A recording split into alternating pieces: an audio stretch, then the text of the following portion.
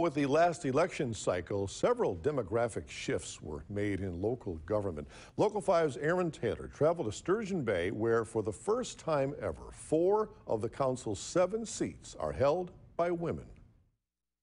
1 year ago, Local 5 took a look at the makeup of local governments in our area and found that the leadership in an overwhelming majority of municipalities, city council leadership did not accurately represent the makeup of men to women. Today, that demographic has shifted in several communities, including Sturgeon Bay. That's where we traveled to take a look at an evolving body of government. It hasn't been about one issue, it's just been about wanting a different kind of community. And I really do hope that we inspire other places, and change is incremental. If change is incremental, a big step in Sturgeon Bay as women take the majority of seats on the city's Common Council. It's Kelly Avinson's election this spring that shifted the demographic. I thought, well, I'll throw my hat again in the ring and see what happens, because I still really care and I still really love the city, and I want to be part of the behind the scenes and see how that can, how I can make it better, how I can move it forward in a positive direction. Seeing 3 other women before her take seats on the council helped influence her decision to run.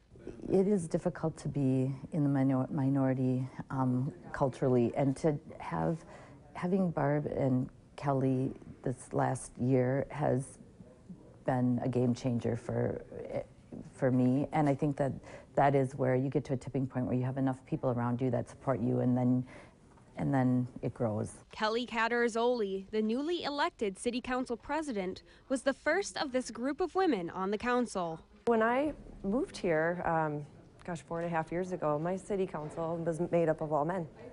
And not that there haven't been women in the past, but that's what I was looking at. And someone nudged me to run for city council, and yeah, for a time I was the only woman up there.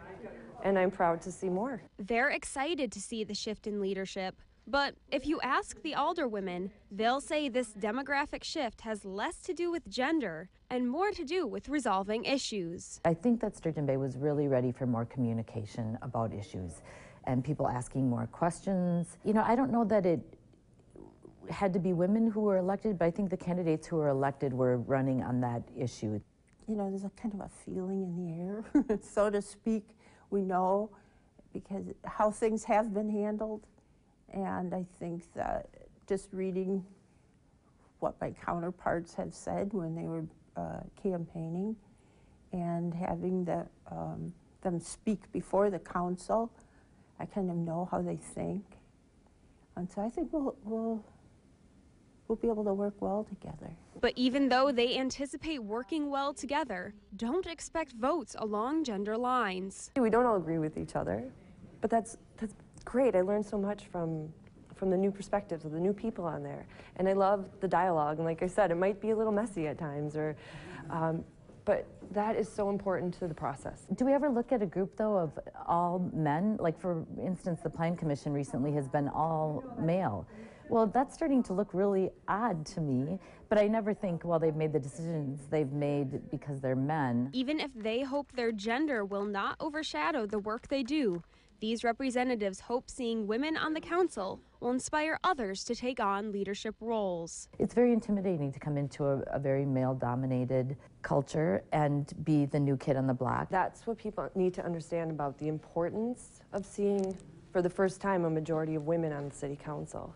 It's not that one's more important than the other. It's about understanding and visualizing that I could be in that role. That role is made for me too. Because one thing they all agree on is the importance of new perspectives in local government. Probably in a lot of communities, just like ours, the same names, the same people have been in those positions, and times are changing.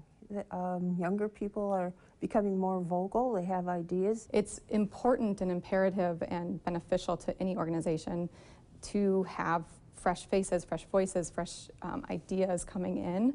So I think it can only benefit a city to have fresh perspectives and people coming in. They've already made history, and now they're hoping to bring in fresh ideas with this next chapter. Reporting in Sturgeon Bay, Aaron Taylor, Local 5 News.